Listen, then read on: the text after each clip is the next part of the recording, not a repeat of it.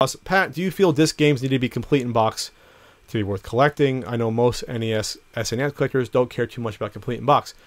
No, because video games like these look nice on the shelf and they display very nicely. Super Nintendo games display very nicely.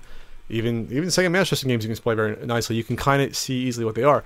Disc games, you can't really do that. You can't really just put them in a pile and protect them right. I mean, you can put them in a case, but you really need a PlayStation case for a PS1 game. You really need an Xbox DVD style case, Amaray case for an Xbox game. That's just the way it works, unfortunately.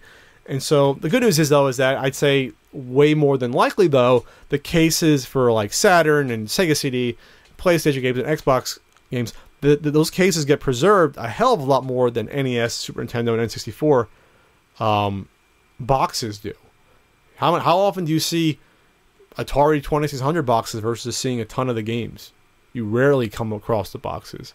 You don't come across the boxes for NES games. I'd say even 10% of the time versus when you find all the loose games. So it's a blessing and a curse.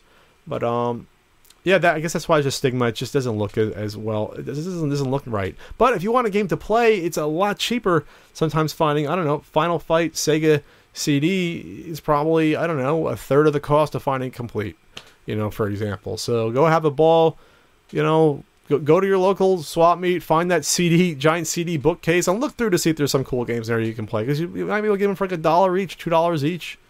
And they're the same game. They just don't really fit or look nice on a shelf.